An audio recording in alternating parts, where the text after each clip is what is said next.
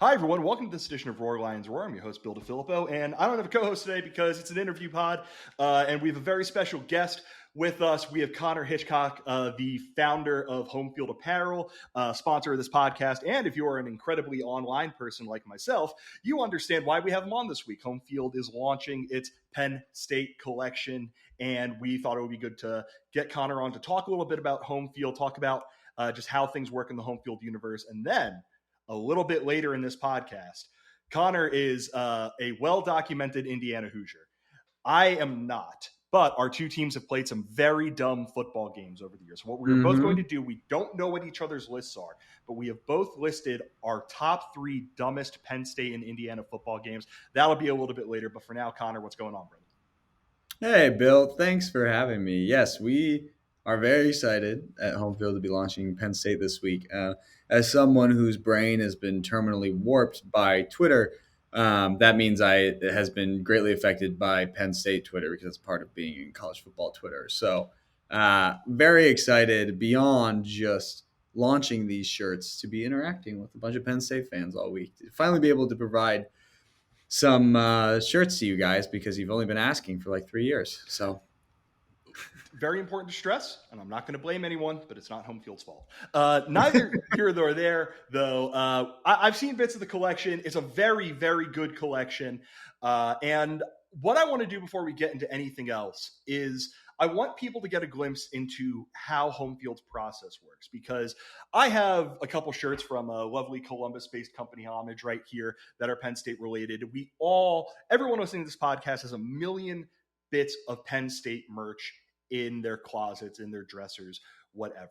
And what I want to know is, how are you guys able to kind of enter the Penn State clothing world, the Michigan clothing world, the Indiana clothing world, Youngstown State, whatever, and find ways to make new and cool and creative things when so often it's ground that has been covered by God knows how many people over the years?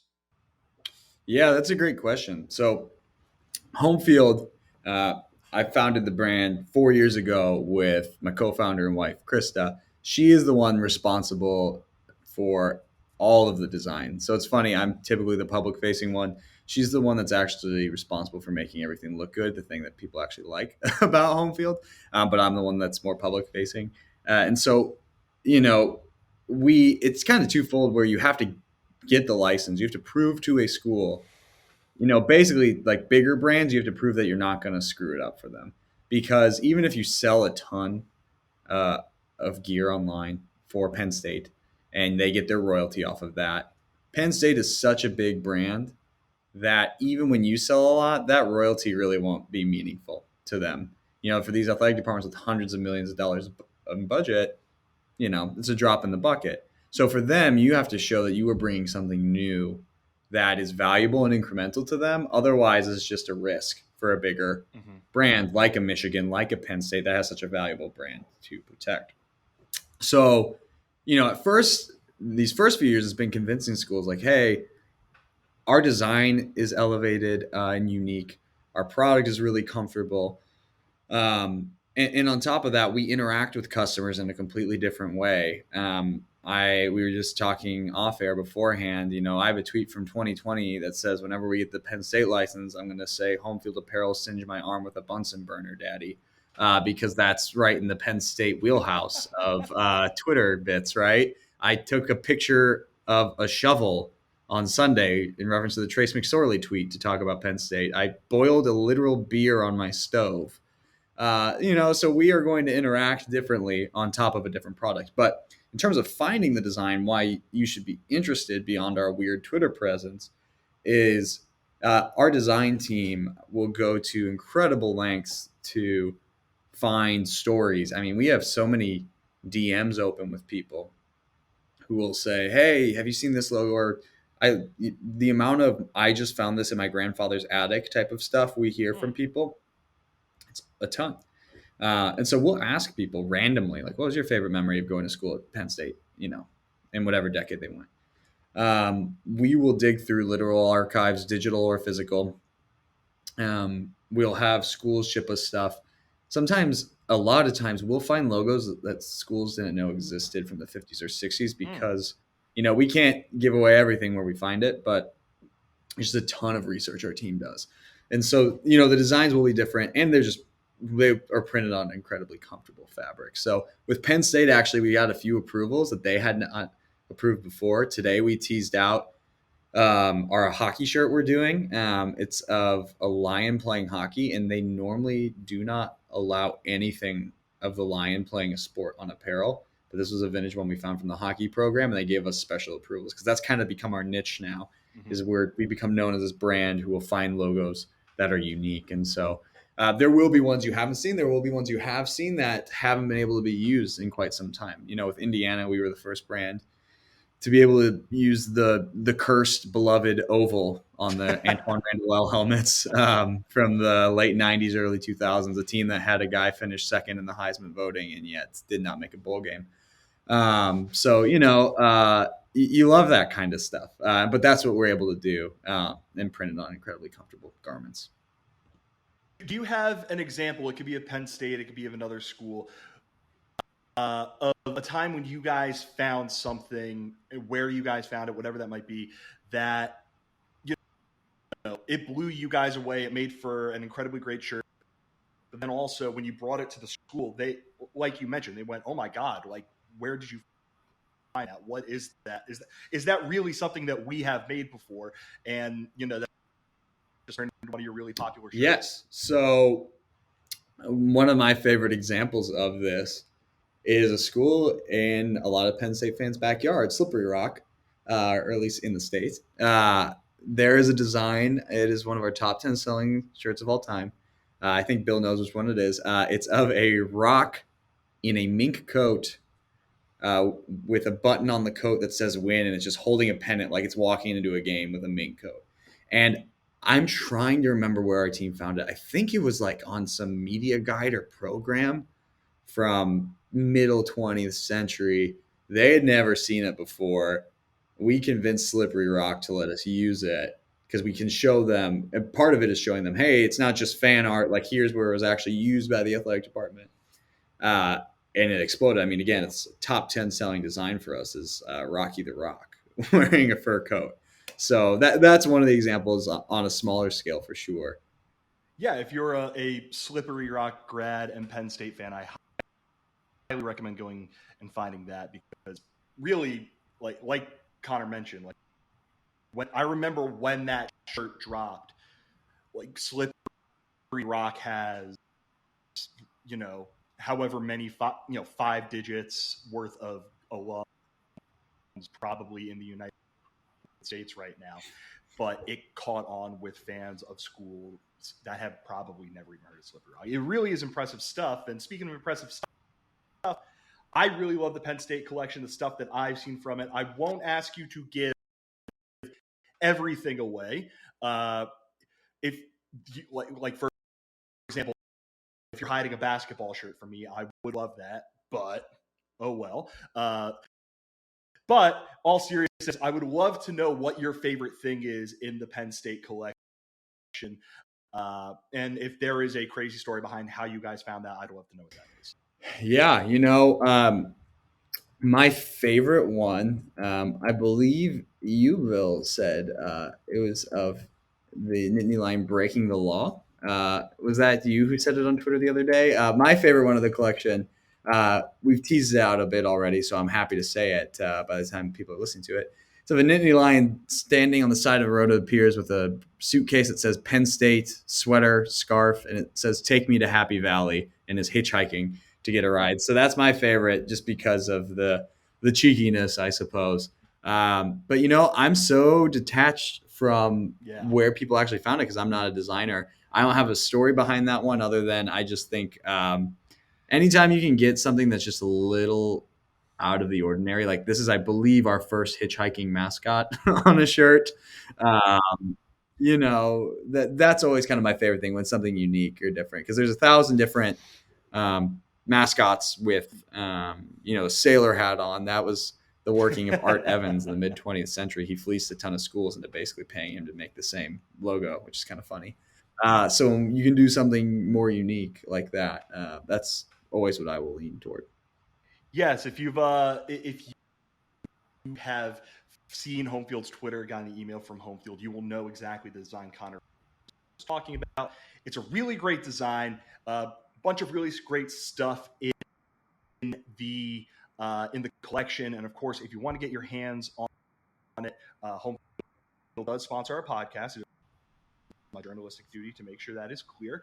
They are in the midst of Big New Saturday, and of course, this week they are launching their Penn State gear. There are 15 pieces of apparel in all. It launches on not October, that would be bad, August 13th at noon. And if you are a new customer for Homefield Apparel, you can use the promo code Roar Lions Roar, one word, all uppercase. You will get 15% off of your first order. Again, new customers, promo code Roar Lions Roar for 15% off of your first order. And speaking of October, no, play in November this year, so that was a really bad segue. But Connor is an Indiana fan, big Indiana fan. And before we get into the real fun part of this pod, and by real fun part, I mean the part that is going to make our eyes twitch, Indiana football, it has been said over the years that Indiana and Penn State are like opposites of one another. Indiana football is Penn State basketball. Penn State football is Indiana basketball. And we always love talking about Penn State basketball. So let's talk about the college football version of Penn State basketball. What are your just general thoughts on Indiana football as they're getting ready to go into what, like year 5 or 6 now of the Tom Allen era? Yeah, this is year 5 of the Tom Allen era. So things were honestly looking very good on a 4-year trajectory. To set the scene, yeah, I mean, Indiana football, there are a lot of Penn State basketball comps. The most losses in FBS football history is where we're starting with, right? So it's been around for a very long time. One of my favorite things is that we have a shirt on Homefield with Indiana. It's a baby blue shirt commemorating the 1958 season, because in 1958, our new coach at the time, Phil Dickens, changed the uniforms for an entire year to baby blue to reverse the fortunes of the program in 1958.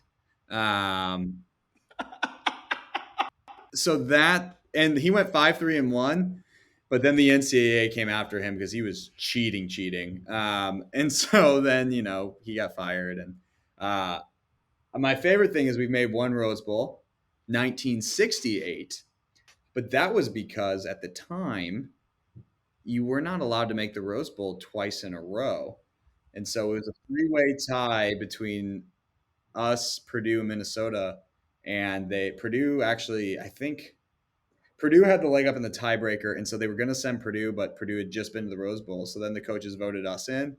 And we lost 13-0 to USC and their running back, Orenthal Simpson. Who? And yeah, I don't know. I haven't heard of him before. He's fine. I'm going to move on. And so in Indiana football, I mean, again, we had a Heisman candidate and didn't make a bowl game. The Heisman candidate who got drafted by the Cubs and played basketball for Bob Knight. And then when he got to the NFL, played quarterback in Antoine Randall. So you just like this snake-bitten program. Well, it wasn't even snake-bitten for the 20th century. It was the athletic department literally did not care about it because for about 40 years, men's basketball was just cooking and it did not matter. So you're left with, now you go into the 21st century, men's basketball is certifiably not cooking. And then football. Yeah. Yeah. By Indiana standards, definitely not cooking. But I mean, we cooked for 1 year, and that was cool. And then we cook a little bit more. Syracuse got wild and threw a 2-3 zone at us. Didn't know what to do there. They caught us off guard. And so, so Indiana football, though, I'm in love with it. Antoine Randall was my introduction because he was electric. And like I was born in the 90s, it was the perfect time. I mean, he returned punts, he played quarterback, he ran all over the field, him and Levron. Um, so, since then, like when I was a student, we had Kevin Wilson uh, as our coach, and they were electric offenses with Tevin Coleman and then Jordan Howard and Nate Sudfeld, and really just throwing the ball all over the place. My first game was 5 hours as a student against Indiana State. We scored 72 and let up like 49 against Indiana State. But Indiana football is infuriating because we have had some solid teams, but when you're stuck in the East, you have 4 scheduled losses every year. I mean, you guys have faced similar things being in the East, but you can actually beat those teams. And so you got to win your Rutgers, Maryland, Purdue, and then beat out all your 3 non-cons. So the good thing we play Cincinnati this year. But that's all to say. Tom Allen comes in off the back of Kevin Wilson building something like 5-7, which for us, I mean, it's literally a race to 6 every year. And there's some really positive momentum for 4 years. His first 2 years were 5-7. It's okay, but Kevin Wilson had recruited poorly. The 2019 season with the whole 9 Indiana campaign that I had a hand in with Chris and Kyle was amazing. Michael Penix Jr. seemed to be a revelation. I'm sure talk about him later. And the 2020 season was it's weird to say 2020 was a dream. To beat Penn State, Michigan, Wisconsin, Michigan State all in 1 year, for me, I never thought I would see that. Gave Ohio State a game too. Yeah. Like you guys, like Ohio State, like I think we both agree Ohio State was the better football team, but Indiana still went in there. That game was in Columbus, if I remember correctly, and was like, Ohio State, if I remember correctly, got out ahead considerably in that game, and Indiana just scratched, clawed, and fought. And in the second half, they looked like they belonged on the field with Ohio State in an empty Columbus, but in Columbus nonetheless. Yeah, we were down 28 at half and lost by 7. And the game ends with like LeBron James tweeting about the Indiana quarterback, which that doesn't happen for a team that like us, right? So, it was really cool. And we had the number 19 recruiting class in the country coming in off of that, or this past year. But 2021, there's a lot that can be ascribed to it. It's demoralizing because I think I had felt we finally had broken through. I don't think we're going to be a 2-10 this year again. I think I've had a lot more time to reflect and chatting with the old CQ boys the other day about it. Like, the year before it was real progress. It wasn't just luck. Like, yes, 2020 was down, but there are good players still in the program. But at the same time, it's Indiana football. And so I think we're all dispositioned to, like, I'm dispositioned to go down to Bloomington on a Friday night and watch us lose to Illinois in the first game. Like, that's probably going to happen. But, I still think to have someone in Tom Allen who truly loves Indiana and wants to be at Indiana, and it's like, a fired up person about being there is cool. It's just, very nervous going into this season because, while there are good players in the program, the decisions that have been made haven't exactly been inspiring confidence, right? These last 12 months. So, yeah. I mean, to further the Penn State basketball comparison, all that reminded me of the fact that 1, Penn State has been to 1 Final Four in 1954. 2, this used to be the number 1 thing on the table of contents for Penn State basketball's Wikipedia and is now number 8th. The section is titled Overcoming Historical Relevance. 3, Penn State was ranked basketball in 2019-20 was ranked in the top 10 in the country, which I will never forget for as long as I live. Before they got hit with a global pandemic, and I think Lamar Stevens, as a result, ended 8 points short of being the program's all-time leading scorer. And then in 2021, the team went 11-14. So really, just it's like looking in a mirror. What is your third dumbest football game that has been played between Penn State and Indiana? Yes. So I actually have an honorable mention, if the court will allow it. Okay. This is a men's Yes, basketball game. When I was in college, it was held in the year of our Lord 2014. A 4-7 in conference Penn State Nittany Lions team came into Assembly Hall, led by a sophomore Yogi Ferrell, a 4-7 Indiana men's basketball team. Indiana led. I was here at this game, mind you. Indiana was leading 64-53 with 3 minutes to go and could not inbound the ball 5 times in a row. And the Penn State Nittany Lions defeated the Indiana Hoosiers 66-65, going on a 13-1 run to close out the game. I heard 75-year-old woman behind me yelling actionable threats at Tom Crean. So I watched that game at a bar in State College, and that Penn State fans might remember that was Tim Frazier's senior year. It was the one year that Penn State had Tim Frazier and DJ Newbill on the same team, and I vividly remember the sheer feeling of despair that I felt watching that team, that they were going to completely ruin 2 of the 5 to 10 best players in program. They end up earning a berth in the CBI, not the NIT, the CBI, and then they lose to Siena in the CBI at Siena in a game I went to, and Siena fans were meaner about Jerry Sandusky than literally any other fans I have ever experienced. Siena? Oh, dude. The final score of that game, 54-52. Dude, so this game, it's funny because Indiana also was invited to the CBI that year. But Tom Crean said, no, we don't play in the CBI. We're Indiana. The year before that was the year that Indiana was ranked number 1 in the country and lost to Syracuse. So they went from being number 1 in the country for most of the season to denying a CBI request because we're Indiana. And that Penn State game is burned in my brain. That was the first time, because we just come off being number 1. That was the first time I was like, maybe Tom Crean's not the right guy for the job. So I will never forget that. I'm not going to let you say that, because if Robbins listens to this, he's going to hurt you.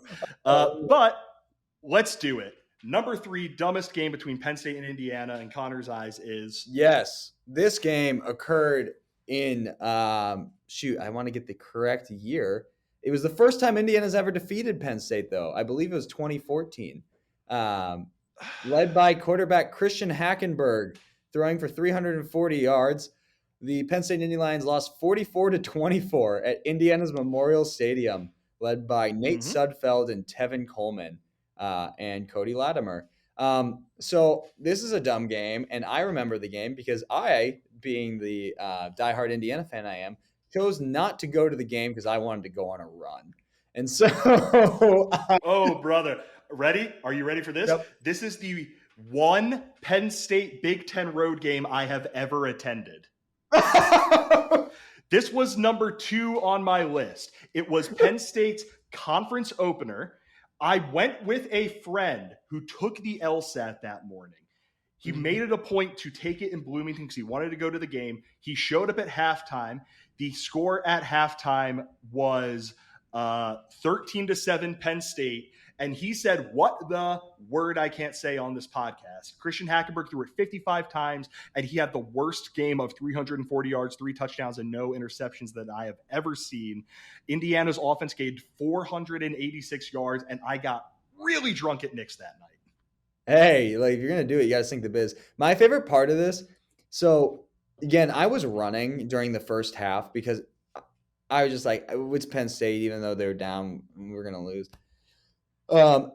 And I ran by the stadium and I kept hearing cheers. And I was like, oh, my thought being an Indiana fan was, oh, wow, they must have really traveled well for this one.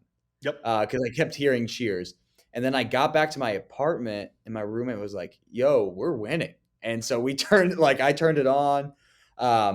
My favorite at one point, Indiana in the fourth quarter, 10 minutes ago, was up 42-17 Mm-hmm. on Penn State. I mean, this was a beatdown. We do not do this to anyone. And Penn State had 35 minutes of possession Yep. compared to Indiana's 25. They had more first downs than Indiana. They had 27 first downs to Indiana's 23. Same amount of turnovers.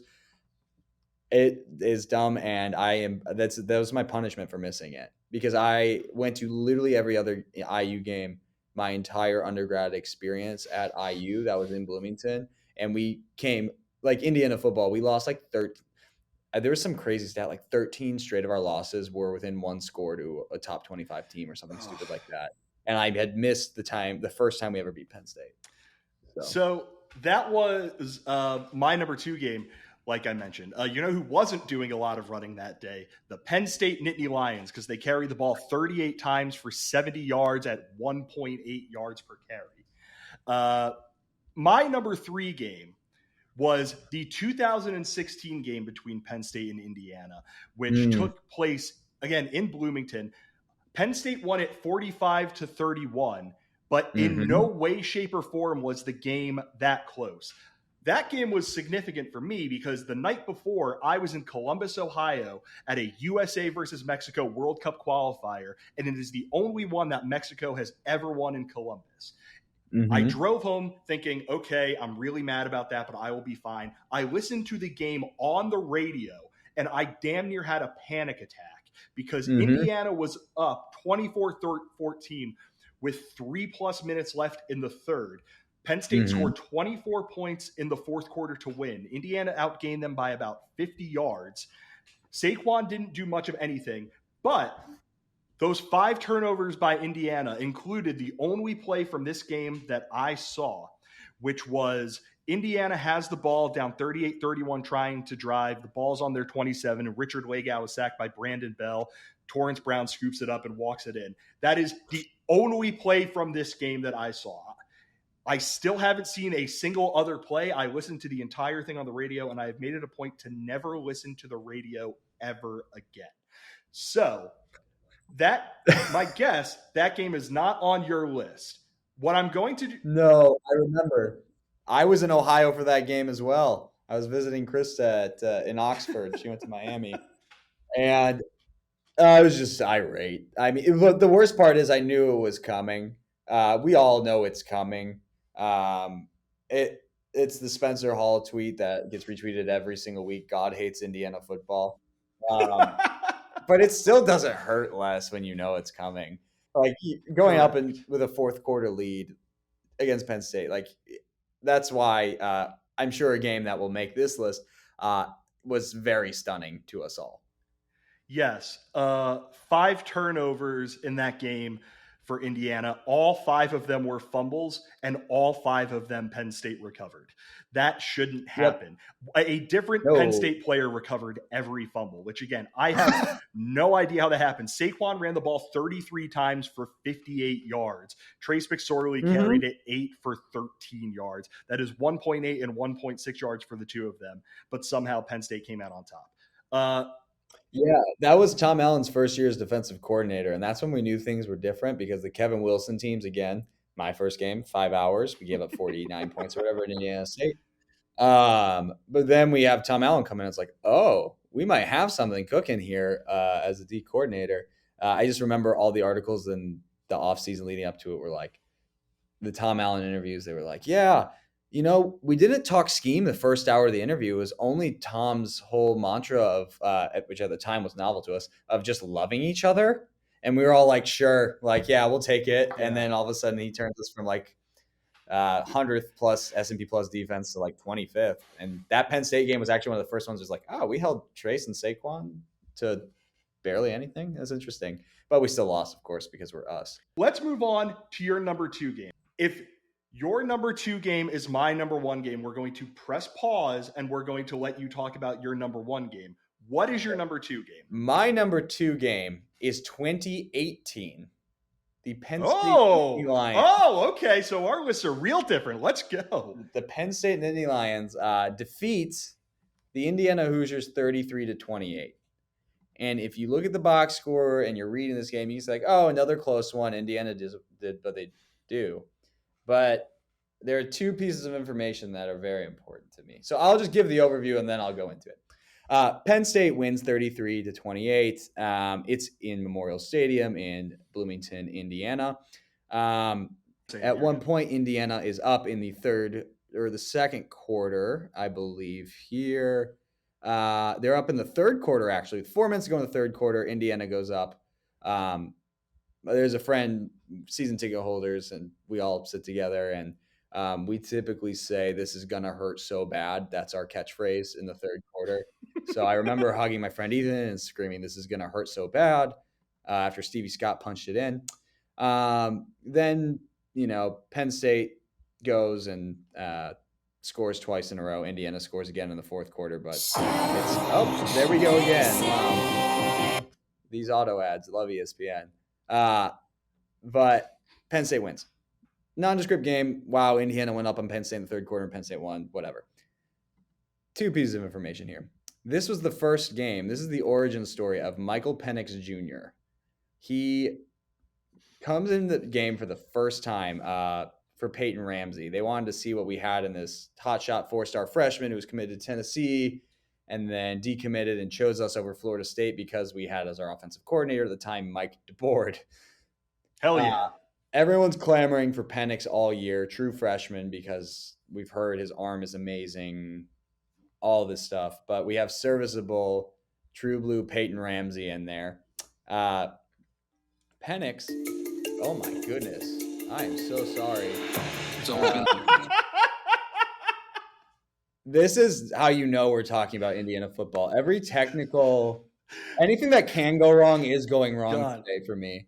It's like in a movie when something ominous is about to happen and someone like says something and then just like a lightning strike or an earthquake happens. Yeah, I'm clearly displaying my competency as a co-founder of a company here. Anybody can do it, is what this is showing. Michael Penix Jr., our beloved son, Indiana Hoosier forever. I will tweet Indiana Hoosier Michael Penix Jr. no less than 30 times this year when he does well for the Washington Huskies, my new favorite football team. So 2018, Penix comes in the game. We're all kind of surprised because Peyton Ramsey was doing fine. I think they just want to switch it up. He first drive under center, drops back, and just throws a bomb like 40 yards downfield.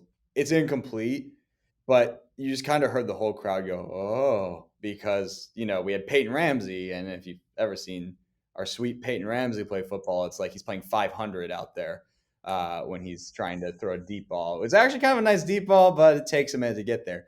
A lasting memory for me will be the family behind us, season ticket holders. They have an 8-year-old daughter. She screams, why hasn't he been playing the whole season? When Penix threw his first pass. I will never forget that moment. So Penix leads the drive. We go score a touchdown. His first drive is awesome. Second drive, he comes out. We're all pumped. He scrambles, and the ref is in his way. And Penix has to juke the ref and tears his knee in doing so. That was how Penix first got hurt. That's his first season-ending injury. Was his first game against Penn State, having to juke the ref, ending in an ACL tear. So, and we're like, oh, don't worry. He's a freshman. I'm sure he's got plenty of years left on him. He'll be fine after that. But the first Michael Penix injury occurred versus Penn State in a very dumb fashion, juking a referee. The second reason, beyond Indiana blowing a third quarter lead, their potential future best quarterback going down with a very dumb injury. That game was, I believe, October or November, cold, but there were a ton of winds that got picked up. And so as it's becoming inevitable that Penn State is going to win this game, they come back. Trash literally starts swirling in the end zone. and there's a tornado of trash in the Indiana end zone that like lasted the whole fourth quarter. I mean, just like 90 napkins and Coke bottles everywhere, and they try to keep picking it up, but it was just like a literal like whirling dervish of trash. So for me, that was one of the stupider games given, predictable outcome, but knee tear and trash tornado on the field, and I was there. We love a good metaphor. One thing I forgot about that game was Penn State was up 33-21, punted it back to Indiana, 1st and 10 at their 15 with 3:50 left, and Peyton Ramsey leads the Hoosiers on a 15-play, 85-yard drive, and then score a touchdown. Indiana then recovers an onside kick, and Uh-huh. Yep. and I actually remember watching that game because the 2018 season, as Penn State fans remember, that was the year where Penn State wasn't that good, but they did have Trace McSorley at quarterback. So everyone was like, yeah, it'll be is that me or you this time? That was you this time. Okay.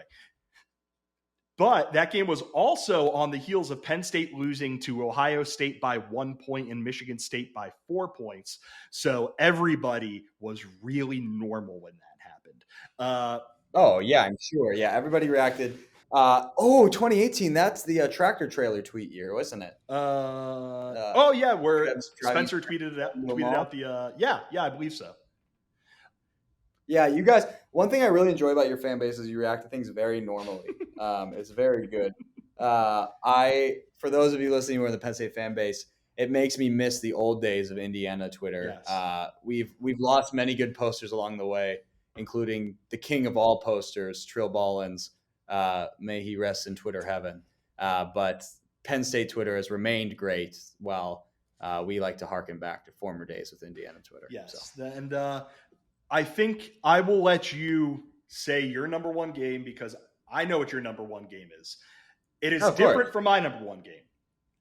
Oh, you're doing you're not even putting them in the top three. My argument is that the way this game was dumb was Penn State beat the hell out of Indiana, outgained them by 277 yards. But ultimately, Indiana played a good game and figured out a way to win it. And I give them credit for it. But floor is yours. My number one game, maybe and this is, you should feel a lot of pity for me about being about to say this. Maybe the height of my college football fan experience was Michael Penix Jr. stretching out his arm across the goal line. I don't even know why they reviewed it. Everyone was in agreement. The 2-point conversion was good. And Indiana, against all odds, against itself. Literally, I'm sitting there and I'm like, I don't even know if during the review, I don't even know if it was good. Let's be honest. Okay, I'll let you know the secret. It's possible it wasn't good. But I'm like, my friends and I are all sitting there and like, even if it's in question, like Kevin Warren has called in the dogs. Like there is a 0% chance that we are going to get this call. Because I mean, look, that does the Big Ten no good for that. Yes. And so we're just conspiracy theorying it. And like we're Indiana, nothing ever good happens. And so when that happened, I don't know. There's a video on Twitter that Krista took of me, unbeknownst to my knowledge, that was embedded eventually in a Sports Illustrated article by Pat Forty, but of me reacting to the victory and running around my house and like truly like arms up to the heavens. Like I've never experienced that kind of joy. And the only way that Indiana would ever kick off the season, that this would happen, would be within the context of a delayed, shortened season due to a global pandemic, a really disputed call after Indiana really we were in control of that game late fourth quarter, despite, probably, being outplayed. Some dumb stuff happened, including one of my favorite, the great doinks of that field goal in the end of the first half that Penn State lined up. And it's just the loudest doink off of the left upright you've ever heard. I mean, it sounds like someone's taking a baseball bat to just like a metal garbage can and like had it mic'd up. It was perfect. But I mean, look, we all knew it was going to be this. Again, this is the height of my football fan experience. Maybe that or when we beat Michigan in 2020. So you should feel very sad for me. that is the height of So it. I think I've told you this story. I probably said it on the pod. I barely watched the last like 2 minutes of that game and only saw the very end of overtime because that was the day I got my dog, and my dog got dropped off at my place as India. So I believe Indiana. Let me just pull this up. Yeah, they scored a touchdown at the end of the fourth quarter in order to force overtime, and the only reason that I missed that was because at the start of that drive, I got the call that said, "Hey, I'm outside with your dog." And I had to go out and deal with a brand new puppy who had no idea what the hell was going on. And then I missed Stout's field goal. I watch I get in to see Penn State score, and then I watch Indiana's overtime drive. And I'm like, listen, I legitimately, I can't be in a bad mood today. Like, I am not allowed to be in a bad mood on the day that I get a puppy. But Indiana made it really difficult. So, my number one game, I am absolutely shocked this did not appear on your list anywhere.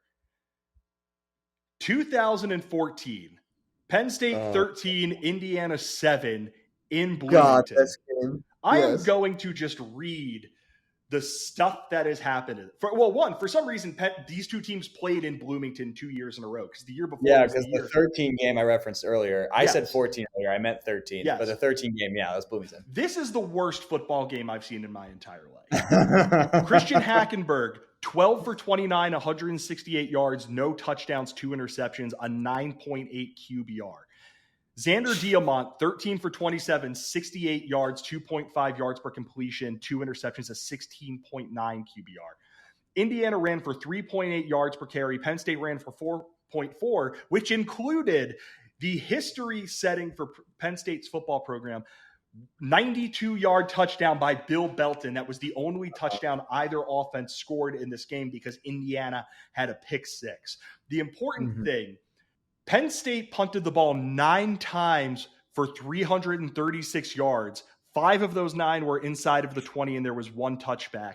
Indiana punted it 11 times for 404 yards, 36.7 average, 1 touchback, 2 inside of the 20. Neither team had a punt that went longer than 48 yards. It is easily the worst football game that I have ever seen. I will never, ever get back the 3 or 4 some odd hours of my life that were spent in this game, which was James Franklin's first game in against Indiana and Kevin Wilson's second. That's the crazy thing. Kevin Wilson was Indiana's coach in this game. And despite that, Indiana gained 221 yards of offense, which I understand Xander Diamont was the quarterback for that game, but nonetheless. Were you at this game? I was at this game. It was horrible. God bless you. Yeah, the first Xander year was real tough. We could not move anything. That season, it's hard. I think I forgot about this game for a lot of reasons, just straight up memory hold it. But that's not the worst loss we had that year. We had a 45-42 loss at home to Bowling Green. And there is a play where I don't know how to describe it other than it was a punt block, but it wasn't like, oh, they blocked it. Like, they took the football off of the punter's foot. Like, the ball did not go in the air. Like, he's making contact and he just takes it. He just scoops it up and scores a touchdown. That was also the same year we lost to Rutgers by 22 points. So I really kind of, in the midst of that season, forgot it all. That was also the year, though, that Indiana won the SEC East because they beat Mizzou at Missouri.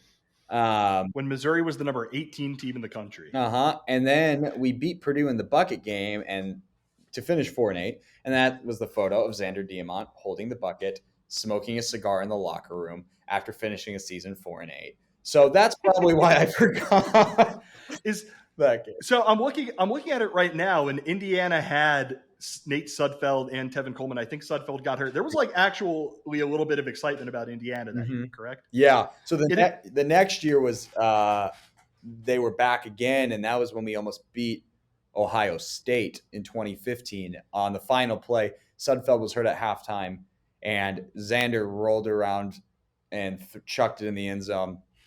For sure, pass interference on Simi Cobbs. They don't call it. Ohio State wins. Yeah. There was a game this season where Tevin Coleman ran for 307 yards. Dude, he was unreal. His was last 6 games incredible. of the season, he was running on a broken foot. Jesus. He was unreal. And then we got UAB killed their program after Tevin went to the NFL. And then Yeah, that's right. Jordan Yeah. Howard just transferred for a year. So we had Tevin Coleman and Jordan Howard back to back, and we went like 5-7 and 6-6. That year, Tevin Coleman ran the ball 270 times for 2,036 yards, 7.5 yards per carry, and 15 touchdowns. And, you know, what a player. It's unfortunate that he is now on the New York Jets. I see no better way to end this podcast than by mentioning the New York Jets. Connor, thank you for joining. Any final things you want to say before we end this edition of the pod? No, Bill, thank you for having me. Thank you for letting me come on and just absolutely haunt your program with 2 internet breakups, a ton of ESPN auto plays, phone calls that are happening from spam callers in the middle, general Indiana football discussion. I will say I'm terrified to go to the BJC in February on a cold night. I think UCLA and USC better be careful. They don't know what they're stepping into. But in all honesty, no, we're really appreciative you having me on, and we're really excited for Penn State. I moved to a conference room in the middle of this because my internet was so bad in my office. I'm staring at the whole collection behind this computer, and we're just really excited to launch it. So yeah, Penn State Big News Saturday, August 13th, noon. I'm sure there'll be a lot of deranged tweets, so we're excited about it. Yes, make sure you send every single potential deranged tweet you can send to @Homefield Apparel. There is no E in apparel, but Connor will see all of them and he will enjoy all of them. Thank you, Connor, for joining, and thank you, all of you, for listening. Make sure you subscribe wherever you go and get your podcast. If you use Apple Podcasts or Spotify, please leave us a 5-star review. And again, if you are a new customer and would like 15% off of your first order through Homefield Apparel, use the promo code ROARLIONSROAR. One word, all uppercase. One last time, thank you very much for listening to this edition of Roar Lions Roar. I'm Bill DeFilippo. Take care, everyone.